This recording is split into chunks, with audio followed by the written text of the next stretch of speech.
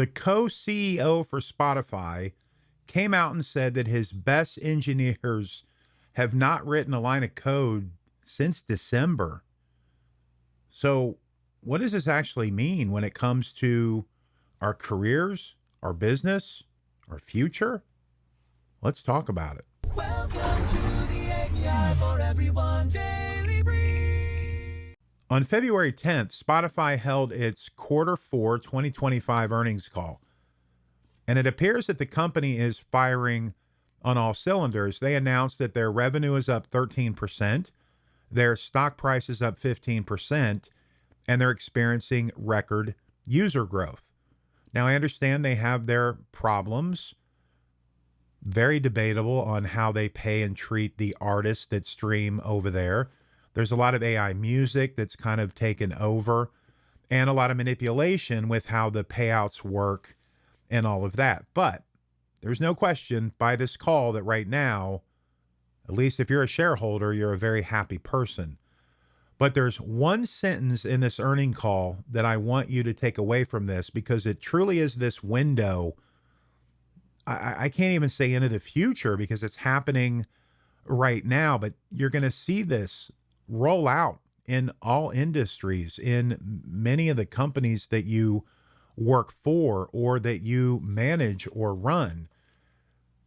And here's the direct quote now. This is the co-CEO of Spotify, Gustav Soderstrom. Exact quote. Some of our best developers, some of our most senior engineers have not written a single line of code since December. They just prompt.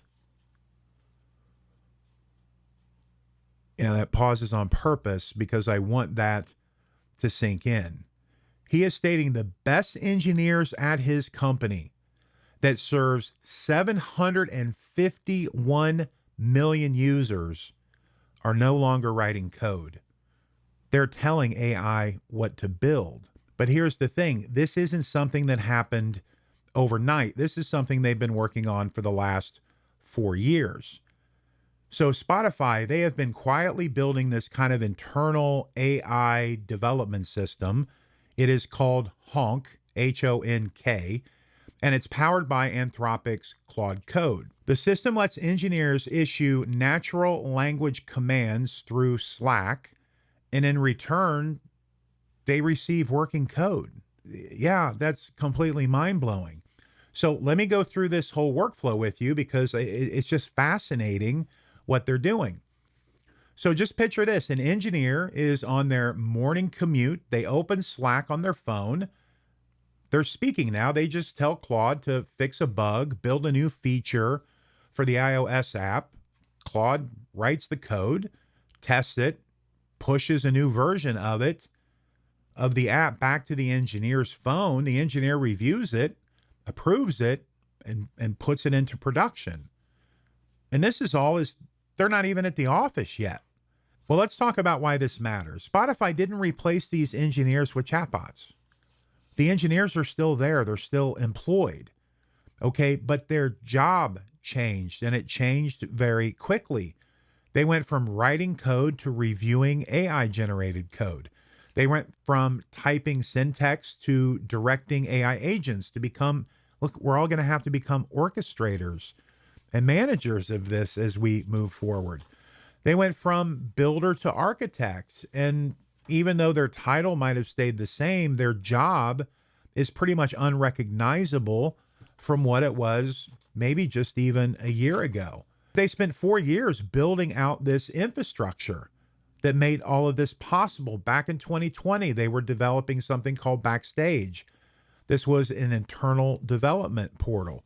In 2022, they built something called Fleet Management. This was a framework for making code changes across hundreds of repositories simultaneously. And then Claude Code was that final missing piece that put this whole thing together for them. And one more thing here worth noting, because critics have raised legitimate security concerns. This is very, very important. Veracode found in 2025 that 45% of AI-generated code contains security flaws. Now, 6 days before Spotify's earnings call, Microsoft created a new engineering quality role specifically because their AI generated code was causing problems.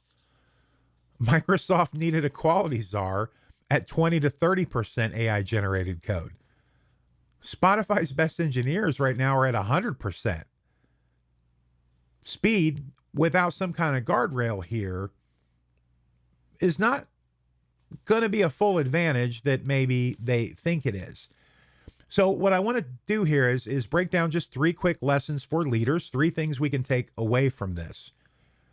The role transformation is real, and it's happening very quickly. Saying my job is not going to change, or the job can't move on without me, or whatever, that's not going to cut it. But again, the good news is Spotify's engineers didn't get fired. They just got promoted or transferred to a different job, is the way you can look at it. But the total headcount is still down 27% from the peak. So the people who do remain, those of you that work hard, figure this out, have the mindset, as long as you can remain more productive, more viable, your job is going to be safe. Now, the negative to this is that entry pipeline is completely shrinking. If you're in any knowledge work role whatsoever, the question that you're going to have to start really focusing on is how is AI going to help me? How is AI going to change my job? How can I use it to do things better? And if I have it doing those things, what else can I be doing? If you're just using it for a shortcut, thinking you're just going to skate your way through this, you're going to be in the unemployment line. Okay, number 2 here. AI transformation requires years of groundwork. You just can't change overnight. I've been here now 3 years, and I'm still constantly evolving with everything that I'm doing. Spotify had been working 4 years on building all of this. So, you're that company with that kind of money working in the tech space with those kind of founders, you're going to have more access than many others. But here's the one thing that I know everybody sees, and this is the one thing they're going to see. Spotify engineers stop coding. But nobody's going to talk about those 4 years that they put into building that, the investment, the time, the backstage, the fleet management, the internal tooling, the product redesign.